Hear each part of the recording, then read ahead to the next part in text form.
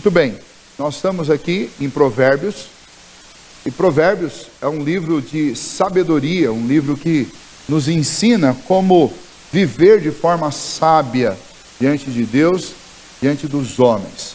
Não é um livro de leis, também não é um livro de promessas, mas é um livro de aprendizado com base naquilo que se constata nas realidades que acontecem debaixo do sol. Salomão, que escreve a maior parte desses provérbios, inspirado por Deus, ele escolhe estas observações e a conclusão delas e coloca estas observações para nós em forma de ensino. Especialmente nesses primeiros capítulos, Salomão está falando como que para um filho, como um pai ensinando o seu filho o caminho que ele deve caminhar. Assim, Deus inspira Salomão a falar conosco. E então, é necessário que nós recebamos essas palavras como se nós estivéssemos sentados à mesa com o nosso pai e ouvindo o nosso pai nos dando instrução.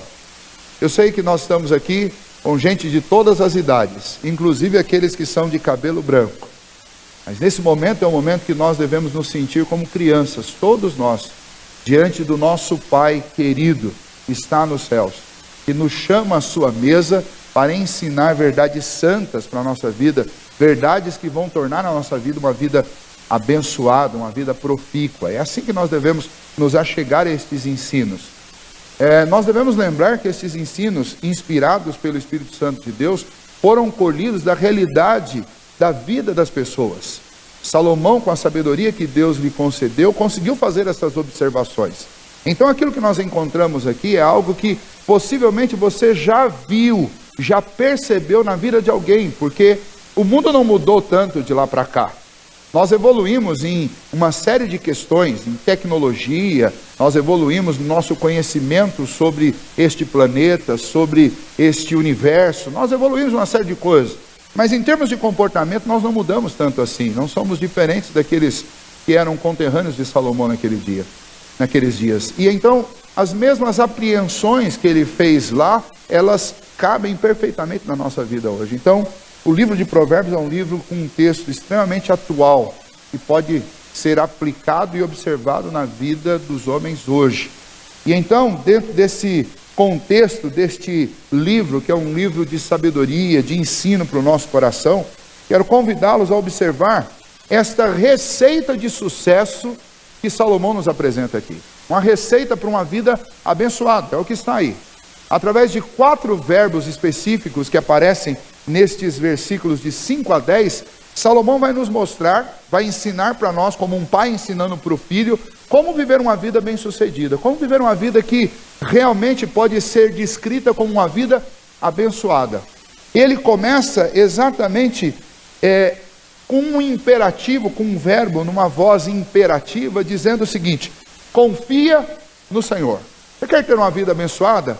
Então, o primeiro passo, você precisa confiar em Deus. Este é o primeiro passo que qualquer homem que quer ser bem-sucedido, quer ser bem abençoado, quer ser uma pessoa de grandes realizações, que cumpre o seu propósito aqui nessa terra, essa pessoa precisa confiar no Senhor de todo o coração. Mas este ensino, ele não é isolado, ele está sempre acompanhado de uma advertência: confia no Senhor de todo o teu coração e não te estribes no teu próprio entendimento. Não é apenas um conselho a respeito do que você deve fazer, mas este conselho aparece de forma positiva, dizendo o que você deve fazer, e aparece na forma negativa, dizendo o que você não deve fazer. E é interessante porque, na realidade, o que nós mais fazemos é nos estribar no nosso próprio entendimento. Nós vivemos o tempo inteiro nos considerando pessoas sábias e entendidas demais. E a Bíblia faz um sério alerta sobre isso. Se tem algo que pode ser descrito como uma grande cegueira, é um homem se achar sábio aos seus próprios olhos. Na realidade, este homem está muito mais próximo de alguém ignorante e cego do que alguém que tem visão e que tem entendimento. Porque o homem, se ele for absolutamente honesto consigo mesmo, ele vai sempre admitir que, embora ele conheça muitas coisas, ele ainda é ignorante a respeito de muito mais do que o que ele conhece. É interessante porque a gente vivencia isso em toda a nossa rotina estudantil, por exemplo. Quando você começa lá no primário, você aprende, descobre as letras, aprende a ler, parece que essa é a maior descoberta do mundo e parece que agora você sabe tudo, porque você olha para uma placa na rua e você sabe o que está escrito, você abre um livro e você consegue transitar pelas páginas de um livro, você abre o seu computador e você consegue saber o que está lá. Mas daí você vai para o ensino médio e aí você descobre que existe tanta coisa para conhecer, e aprender a ler foi apenas o primeiro passo. Mas não é raro que adolescentes, ao terminarem o ensino médio, se achem absolutamente conhecedores de tudo, sabem tudo, inclusive riem dos pais, e tiram barato dos pais, porque parece que os pais não sabem de nada, porque agora eles conseguem desvendar aqueles problemas com expressões numéricas grandiosas, porque eles conhecem alguns segredos da química e da física, e eles enxergam a mãe fazendo comida todos os dias, sem ter que decifrar nenhum enigma, nenhuma expressão da álgebra, e eles acham que realmente a mãe é ignorante, mas eles são inteligentes, porque eles conseguem fazer isso. E então eles entram na universidade. Quando eles entram na universidade, na primeira semana de aula, eles descobrem que eles não passam de ignorantes. E o mesmo acontece depois, quando você se forma, se torna bacharel em alguma coisa, passa alguns anos, você se matricula no mestrado, e daí você vai se sentir novamente ignorante. Depois passa alguns anos e você se matricula no doutorado, e você vai descobrir que você continua ignorante. A única diferença é que cada vez que você aumenta um passo em busca de conhecimento, você descobre que há muito mais a se descobrir do que você já descobriu até hoje.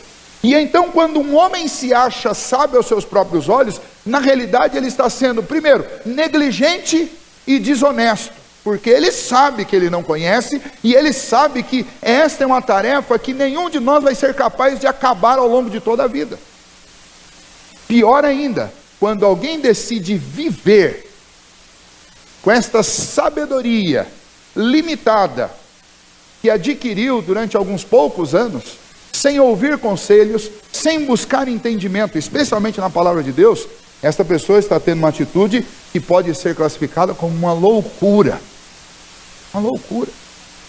E então, quando o autor de Provérbios, ele está se dirigindo a nós como filhos, ele está dizendo o seguinte: você quer ter uma vida abençoada, bem-sucedida, então aprenda uma coisa: você precisa confiar no Senhor de todo o seu coração, mas não confie no seu entendimento, não se estribe na sua própria sabedoria, porque isso é loucura.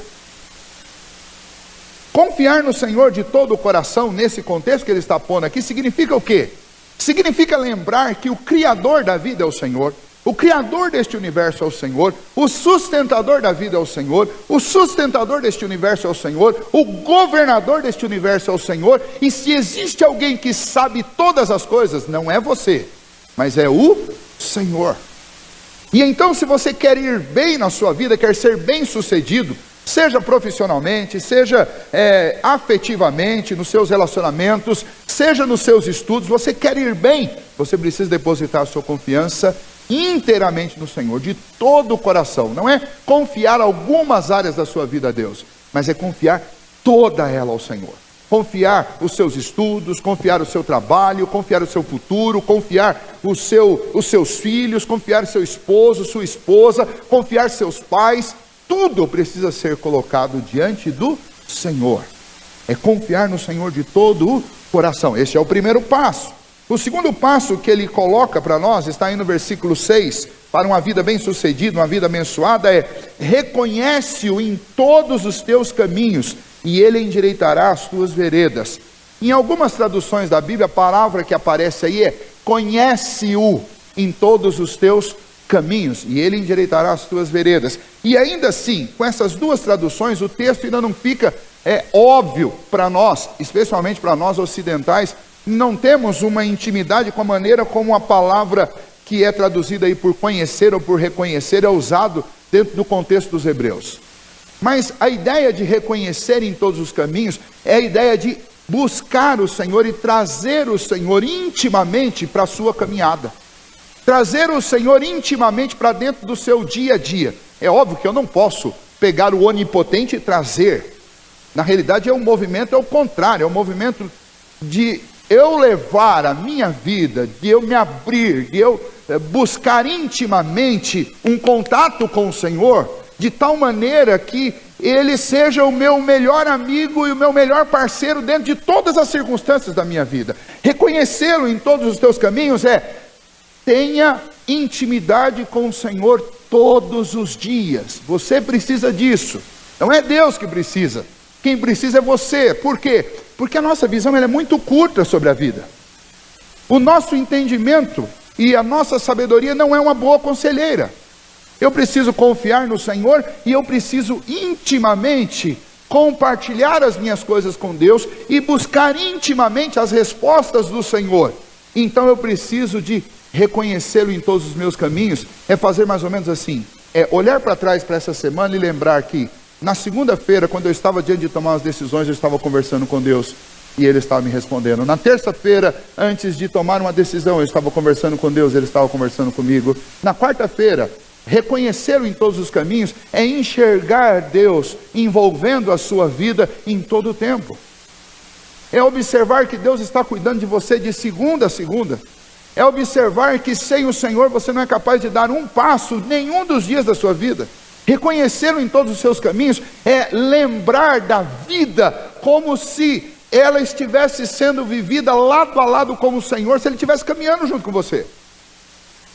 E pensando na semana que está começando, é pensar o seguinte: olha, eu vou começar todos os meus dias buscando ao Senhor e eu quero ir para o meu trabalho como se eu estivesse caminhando ao lado de Jesus. Eu quero sentar na minha mesa na hora de trabalhar ao lado do Senhor Jesus. Eu quero levantar para ir almoçar e eu quero almoçar na presença do Senhor Jesus. Reconhecer em todos os caminhos é ter um relacionamento íntimo com Jesus em todos os momentos da minha vida. Pensem como a nossa vida seria diferente se nós considerássemos a importância de reconhecer Cristo em cada um dos segundos do nosso dia.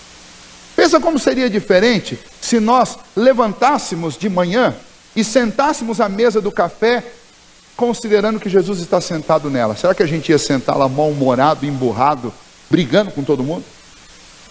Será que a gente ia tomar café sem agradecer a Cristo por ser o Criador de todas essas coisas? Será que se eu levasse o Senhor Jesus para o meu trabalho, literalmente, sentasse lá na minha mesa de trabalho, ou fosse operar a máquina onde eu trabalho, e considerasse que Jesus está ali do meu lado, como que eu trabalharia? Será que eu trabalharia com preguiça, com mau humor, com desânimo, com pessimismo? Ou será que eu trabalharia com alegria, com disposição, com bom humor? Como que eu trataria as pessoas se eu estivesse visualizando Jesus ao meu lado e ao lado delas o tempo inteiro? Será que eu trataria com grosseria? Será que eu seria mal educado? Será que eu pensaria sempre o pior dos outros? Como que seria a minha vida se eu reconhecesse Jesus em todos os meus caminhos? Não tenha dúvida, o que Salomão está dizendo é: reconhece-o em todos os teus caminhos e Ele endireitará os teus caminhos. Veredas aí também é caminhos. Ou seja, quanto mais íntimo eu estiver de Cristo e Cristo dos meus caminhos, mais direitos serão os meus caminhos. Porque nós só fazemos bobagem quando nós ignoramos a presença de Cristo. Quando nós ignoramos os olhos do Senhor. E a palavra do Senhor diz que os olhos do Senhor passam sobre toda a terra constantemente. O Senhor está ao nosso lado, Ele vê tudo que nós fazemos. E então nós fazemos coisas tortas quando nós ignoramos a presença do Senhor. Aí nós fazemos coisas tortas. Mas quando nós o reconhecemos na nossa vida, quando nós vivemos intimamente ligados a Cristo Jesus, as nossas veredas são endireitadas. Imagine se nós falássemos ao telefone como se estivéssemos considerando que Jesus está do nosso lado e está do lado de quem está da outra ponta do telefone. Como seriam as nossas conversas ao telefone? Como seriam as nossas conversas nos nossos grupos de WhatsApp ou no Facebook se nós enxergássemos o nome de Jesus como um participante do grupo? É isso que ele está dizendo. Você quer ser bem-sucedido? Você quer ter uma vida abençoada? Confia no Senhor e reconhece-o em todos os teus caminhos. Ele vai endireitar as suas veredas. Terceiro, está aí no versículo 7. De novo ele volta nesse ponto da sabedoria. Não seja sábio aos teus próprios olhos. Teme ao Senhor e aparta-te do mal. A terceira recomendação é: tema ao Senhor. Tema ao Senhor. E de novo, quem é o inimigo do verdadeiro temor ao Senhor? É o orgulho da autossuficiência, do autoconhecimento, da sabedoria própria. Quando nós nos achamos tão sábios, tão inteligentes, tão autossuficientes, tão sabedores de todas as coisas, nós passamos a nos comportar em relação a Deus como se nós fôssemos iguais a Deus. Nós queremos discutir com Deus, nós queremos discutir com a Bíblia, nós queremos falar em pé de igualdade. E isso nada mais é do que uma perversidão, do que maldade do homem. Quando a maldade toma conta do coração do homem, o homem começa a se achar tão bom, tão grande, tão forte, tão poderoso, que ele deixa de temer ao Senhor. E então, o autor diz: não seja sábio aos teus próprios olhos. Para de achar que você é inteligente. Para de achar que você é um sabichão, que você sabe de tudo. Para de achar que você é a última Coca-Cola do deserto, que você é o cara mais inteligente do mundo. Para de achar, você não é. Põe o teu pé no chão e perceba, se enxerga. Em outras palavras, é isso que esse pai está dizendo para os seus filhos: se enxerguem.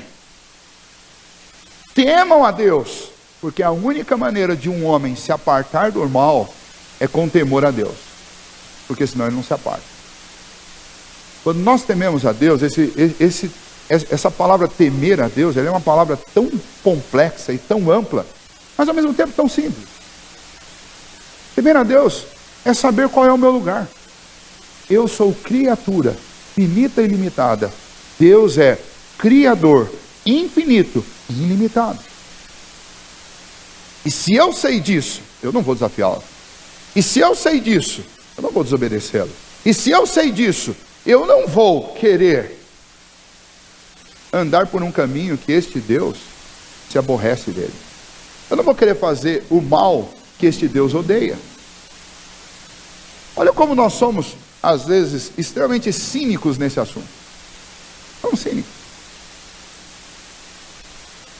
Nos nossos relacionamentos pessoais, quando nós nos encontramos com uma pessoa que tem algum poder sobre a nossa vida, patrão,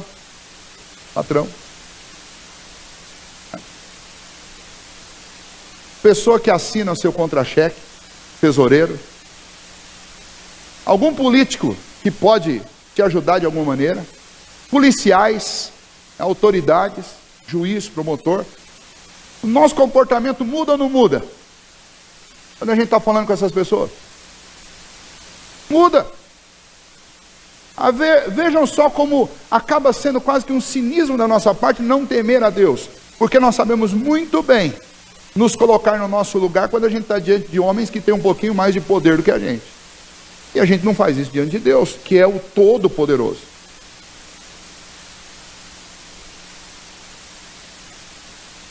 Nós precisamos considerar o que o autor de Provérbios está dizendo, inspirado pelo Espírito Santo de Deus, o que o nosso Pai está dizendo para nós. Nosso Pai está dizendo assim: olha, temam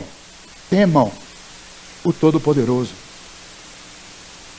Porque quando você teme mais a Deus do que a qualquer outra coisa, você se aparta do mal. Quer ver o que acontece quando a gente inverte isso? Quando a gente passa a temer um homem mais do que a Deus, se esse homem ou esta mulher exigir de você, ou você pelo menos imaginar que você precisa fazer por essa pessoa alguma coisa que transgrida a lei de Deus, se o seu temor por este homem for maior, você faz o que precisa fazer para agradar essa pessoa, mesmo que isso desagrade a Deus. E aí eu pergunto, é ou não é isso que acontece na nossa vida cotidianamente? Nós negociamos a nossa fé, o nosso amor por Deus, o nosso temor a Deus, por causa de conflito de interesse constantemente. Nós fazemos isso. A gente faz isso quando a gente não quer passar vergonha. A gente faz isso quando a gente quer favor dos outros. A gente faz isso quando a gente quer resolver um assunto que a gente acha que é insolúvel. A gente vai. Se associa com gente que você jamais, como um cristão em sã consciência, se associaria. Mas para quê? Porque você tem medo. E então a falta de temor a Deus e temor aos homens nos aproxima do mal e nos afasta de Deus. E então Salomão está aconselhando seus filhos, dizendo assim: olha, temam a Deus, porque se você temer a Deus, você vai se apartar do mal. Tema a Deus e aparte-se do mal. E o mal está muito mais presente na nossa vida, na nossa rotina, do que a gente imagina. Muito mais. O problema é que a gente se acostumou com tanta coisa, especialmente aqui no Brasil, a gente se acostumou com tantas coisas erradas, que a gente nem percebe mais que está errado. E quando a gente começa a ver esses noticiários denunciando essas questões, da Lava Jato, a gente começa a analisar e se deparar com a seguinte verdade: o que esses corruptos estão fazendo em larga escala, de forma colossal, com o nosso país, acontece de forma micro na vida de cada um de nós. Tráfico de influência acontece o tempo inteiro. Favorecimento. Volta e meia a gente compra alguma coisa para agradar quem a gente não precisa agradar, contando com um favor amanhã ou depois. Está fazendo isso o tempo inteiro. Nós precisamos tomar muito cuidado com isso. Teme a Deus e aparta-te do mal. Quer ter uma vida bem-sucedida e abençoada? Confia no Senhor e não em você mesmo. Quer ter uma vida abençoada? Reconhece o Senhor em todos os teus caminhos. Seja íntimo do Senhor no seu dia a dia. Quer ter uma vida abençoada? Tema a Deus e não aos homens. Porque temendo a Deus você se aparta do mal. Mas se você se achar sábio aos teus próprios olhos, inteligente, aí você fala: não, eu tenho um jeito de resolver esse problema. Eu sei o que fazer. Deixa eu ali, eu vou comprar um negócio ali, vou lá na casa de fulano e vejo que eu vou resolver esse assunto. Ou seja, é a sabedoria humana, carnal e, como diz Tiago, demoníaca. É a sabedoria da carne, é o jeito de resolver as coisas de forma podre. E nós devemos nos apartar disso. Não existe jeitinho. Essa coisa de jeitinho é falta de temor a Deus. Porque quando nós temos temor a Deus, a gente não fica com medo das consequências, a gente faz o que tem que fazer. Mas quando a gente teme os homens, a gente fica dando jeitinho para tudo. É isso que a gente faz. Foge das responsabilidades, das consequências que a gente tem que arcar. Fica dando jeitinho. Quarto lugar. Aliás, antes ainda, qual o resultado desse temor a Deus e de não se achar sábio aos teus próprios olhos? No versículo 8 ele diz: será isto saúde para teu corpo e refrigério para os teus ossos. Em algumas versões está aí: saúde para o teu umbigo e refrigério para os teus ossos. Só para esclarecer, essa tradução umbigo é melhor do que saúde para o corpo, porque a ideia que ele está dando aí na língua hebraica, ele está falando para o lado de fora e para o lado de dentro. Ele está dizendo: olha, temer a Deus e apartar-se do mal traz saúde para o seu corpo físico, para a sua aparência, e traz saúde para a sua alma. Ele é curativo para o seu interior e para o seu exterior. Trata você como um todo. Temer a Deus é o melhor remédio que nós precisamos das nossas dores musculares, das nossas enfermidades do corpo, para a nossa aparência física, para o nosso rosto, para a sua pele. Temer a Deus, melhor. Quem teme ao Senhor não fica com a cara enrugada o tempo inteiro, mas tem um semblante sereno, porque não está preocupado com o que vai acontecer daqui meia hora, porque ele tem a sua confiança depositada inteiramente no Senhor. Quando nós tememos a Deus, a gente não vive ansioso nem estressado com as coisas. A nossa ansiedade, o nosso estresse é um diagnóstico de algo muito mais profundo, que é a falta de temor a Deus. Mas é o excesso de temor aos homens. A gente fica estressado. Isso é muito triste. Mas o remédio está aqui. tema o Senhor e aparta-te do mal. Isso será saúde para o teu umbigo, saúde para o teu corpo, a tua carne. E isso será refrigério para os teus ossos. Refrigério para a tua alma. Vai ficar leve. Vai sentir o frescor dado diretamente pelo Senhor, direto do céu. E interessante que essa palavra refrigério, para nós aqui, é uma coisa muito comum, porque todo mundo tem uma geladeira e um freezer em casa. Se você quiser, hoje não é um dia quente, graças a Deus, mas se tivesse num dia daqueles bem quentes, você quer chegar em casa, você quer tomar uma Coca-Cola bem gelada, com um monte de pedra de gelo em cima, ou uma cerveja estupidamente gelada, -4, e você quer abrir aquela latinha e sentir aquele frescor, e você toma, parece que esse negócio vai entrando dentro de você e vai refrescando você.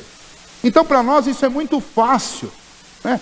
Basta sair aqui, você dá 3, 4 passos, desce aqui no nosso salão, tem uma geladeira lá que você vai tomar água gelada. Mas quando você fala em refrigério, para quem vivia nessa época aí lá na Palestina, refrigério era coisa para reis e grandes agricultores, gente rica, que logo de manhã enviava os seus mensageiros, 3, 4 horas da manhã, para subir nos lugares mais altos, onde se acumulava gelo, porque é uma região de deserto, durante a noite cai muita temperatura e tinha gelo nas montanhas, nas encostas.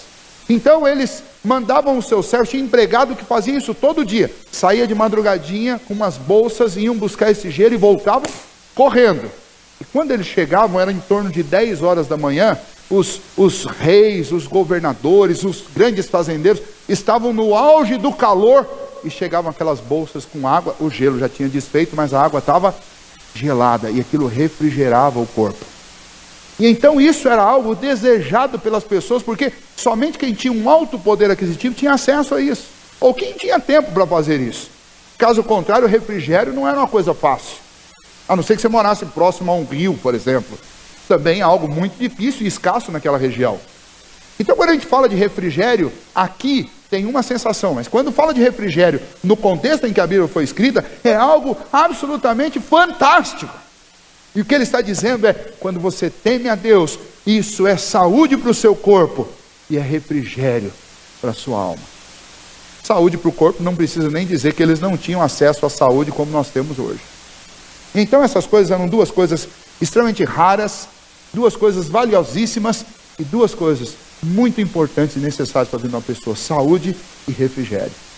Muito bem, mas em último lugar, ele está dizendo: se você quer ter uma vida abençoada, meu filho, se você quer ser bem sucedido, confie no Senhor, reconheça-o em todos os seus caminhos, tema o Senhor mais do que aos homens e se aparta do mal. E por último, honra ao Senhor com os teus bens e com as primícias de toda a tua renda, e se encherão fartamente os teus celeiros e transbordarão de vinho os teus lagares. A doença mais destrutiva e mais empobrecedora que existe é a ganância. A ganância faz com que você coloque o seu coração nas suas riquezas e não em Deus. A ganância faz com que você duvide que Deus vai te sustentar. A ganância faz com que você desconfie de todas as pessoas. A ganância faz com que você se torne mais frio do que um bloco de gelo.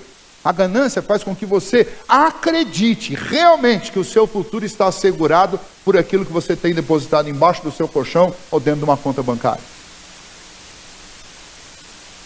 E a ganância é algo que descreve uma pessoa que não teme e que não confia e que não reconhece o Senhor em seus caminhos. Por isso essa pessoa tenta se garantir, retendo tudo que ela tem. Infelizmente, essas pessoas são aquelas que não são capazes de abrir o seu coração para ninguém, quanto menos para Deus.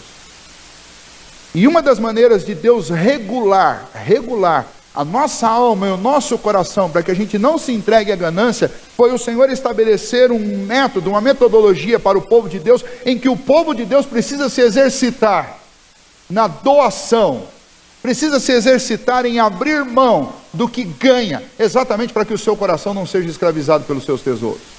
E a Bíblia ensina isso do começo ao fim.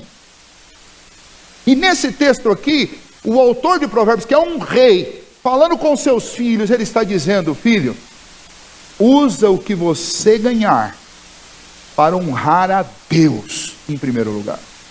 E então você vai fazer o quê? Dos primeiros frutos que você colher, dos primeiros cereais que você colher, você vai separar o melhor deles para o Senhor. Esta é a primeira coisa que você vai fazer com o que você ganha. Honra ao Senhor com os teus bens. A pessoa que precisa ser mais elogiada, que precisa ser mais agradecida, a pessoa que precisa mais ser lembrada na hora de você mexer com o que você ganha, é Deus. O problema é que antes da gente receber o salário, a gente já começa a pensar. Mas a gente não pensa em Deus, a gente pensa no cartão de crédito, a gente pensa no carro, a gente pensa na casa, a gente pensa no governo, nos impostos, a gente pensa no nosso armário, na nossa despensa, a gente pensa num bocado de coisa, a gente não pensa em Deus. E daí quando você termina de pensar em tudo, e daí não sobrou mais nem um centavo, aí você lembra de Deus. Mas o texto diz que se você quer ser bem sucedido, se você quer ser uma pessoa abençoada, você precisa lembrar de Deus em primeiro lugar, honrando ao Senhor com os teus bens. Não é porque Deus não precisa de dinheiro de ninguém. Muito pelo contrário, essa terra pertence a Deus, este universo pertence a Deus, o ouro, a prata, todas essas coisas pertencem a Deus. Não são as coisas mais importantes que Deus tem, porque Deus considera os homens a primícia da criação. É interessante isso. Os homens escavam, trabalham duro para alcançar algumas gramas de ouro. Tem um programa que passa no Discovery que é a febre do ouro no Alasca. São equipes que vão para lá tentar tirar ouro naquelas terras congeladas. E eles têm um trabalho violento para tirar o permafrost, que é a terra completamente congelada, arranca aquilo tudo para alcançar as pedreiras que existem embaixo e de lá minerar ouro. E você vê o trabalho absurdo que as pessoas têm para arrumar algumas gramas de ouro. Mas quando você lê a Bíblia fala que o que existe de mais valioso debaixo do sol são as pessoas que estão as multidões ao nosso redor. A gente não valoriza as pessoas, a gente valoriza o ouro. A gente não valoriza o nosso Deus, que enviou o seu Filho para dar a vida por nós. Nós valorizamos a prata, nós valorizamos as coisas, as propriedades. Mas aqui o texto está dizendo: honra ao Senhor com os teus bens, com as primícias de toda a tua renda. Aquele povo naquela época, especialmente na região da Palestina, eles viviam.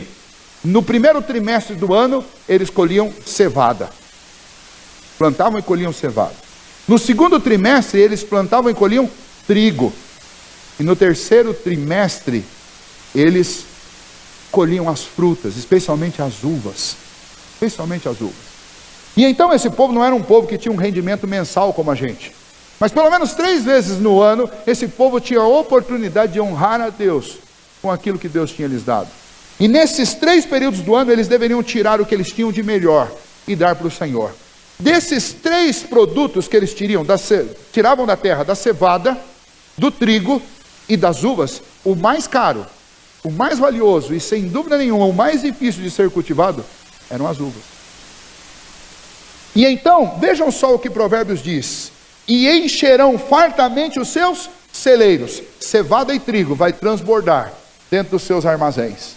E quanto ao vinho, os lagares, é interessante, eu nunca vi pessoalmente um lugar assim, mas eram plataformas, segundo eu li em alguns comentaristas, plataformas de 4x4, onde num grande caixote eram colocadas as vinhas ali in natura, e as pessoas pisavam aquilo, e havia uma pequena vertente de um lado que escorria para um outro grande lagar, uma segunda parte ali, onde o suco, apenas a parte líquida, atravessava para depois ser armazenado.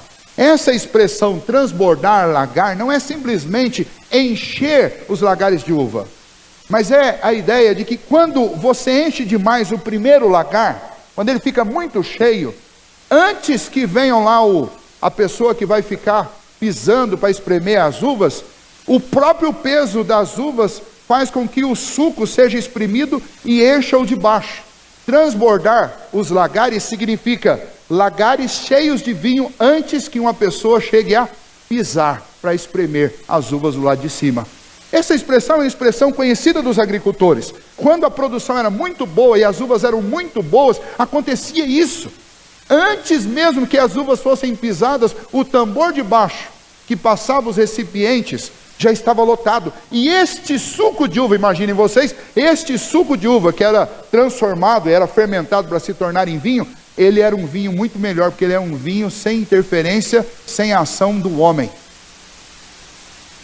E o autor está dizendo, quando nós honramos a Deus com o que nós temos, com as primícias do que nós temos, o Senhor enche os nossos celeiros e faz transbordar os nossos lagares. Uma vida bem-sucedida, ela é composta especialmente por essa disposição de honrar a Deus com aquilo que Deus tem nos dado.